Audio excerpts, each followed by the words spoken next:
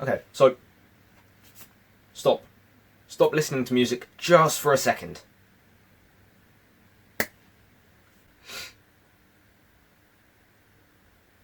Boring, isn't it?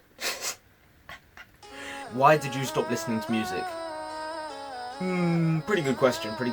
Well, see, I watch a lot of self-improvement content, so I see people like Hamza and Ali Abdaal and all these people, right? At the time, at least, were saying don't listen to music whatsoever because most music is quote-unquote degenerate and bad. Like this, I put away my headphones, threw them in the trash bin.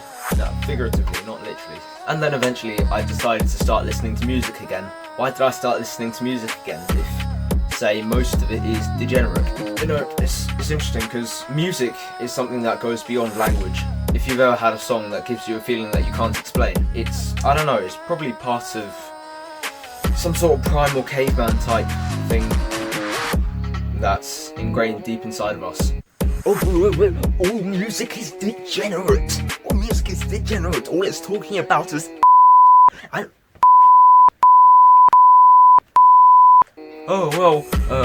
instead of not listening to music, what do you propose I do instead?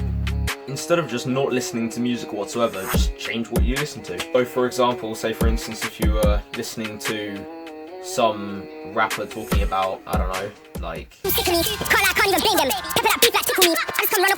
You could go from Plugged In with Fumes to say some sort of 90s hip hop by Digital Underground. Or you could listen to some Shaquille O'Neal. It's quite a funny rapper. There are more reasons why you should probably listen to music again. Can you use music to change your mood? And the answer is, well, yeah. Doesn't happy music make you happy? Doesn't sad music make you sad? Now, there is scientific evidence to actually prove this, which I do not have, but a video that I'm going to be linking at the end does have all the evidence to this. So, for example, ways you could use music to change your mood.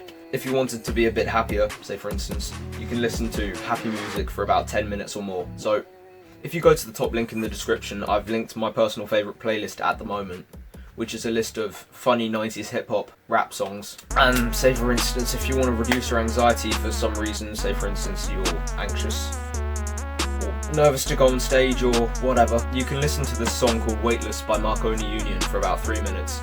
I've looked into the comment section of that video I was talking about, and there were some comments saying that people in sound therapy actually use that. So, you know, if you want, try it. I definitely noticed when I tried that for about 3 minutes, I just felt like going to sleep afterwards. Or I felt a bit like Fillmore, you know, from the Cars movie, where he's like, oh yeah, it's okay man, oh yeah dude, you know, like I don't know, like a bit of a hippie.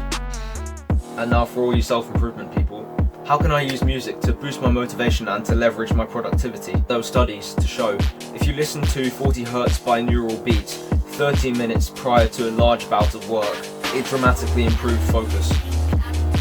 You can use this app on the Play Store called Brainwave, which has a multitude, and I'm talking about a lot, of binaural beats, to shift your brain into a mode of work. So, in summary, 1. Avoid degenerate music, not all music. 2. Listen to a certain type of music for about 10 minutes or more to emphasize a certain mood or to enhance a certain mood. So say for instance, if you wanted to be a bit more motivated, then I don't know, this might sound a bit cringe, this might not, but you could listen to a David Goggins motivational speech with that epic cinematic music in the background for about 10 minutes before you start, say, a run or a bout of exercise or whatever. And then the third point is use 40 Hz binaural beats to leverage productivity. This is an extra piece of info for all you people who watched until the end.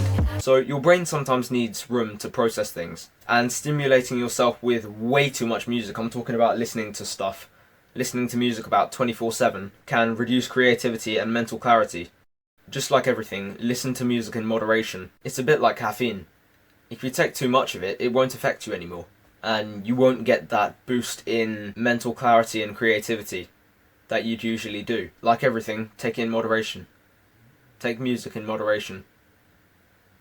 Sounds like some medicine there.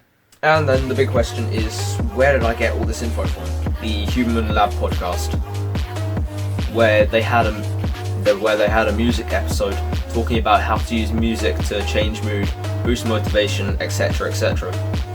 So if you want to watch that, let me leave enough room quickly for the video to appear.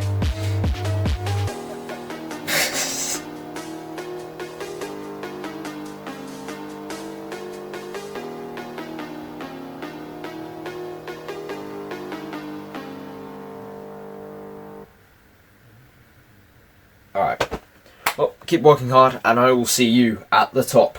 Subscribe.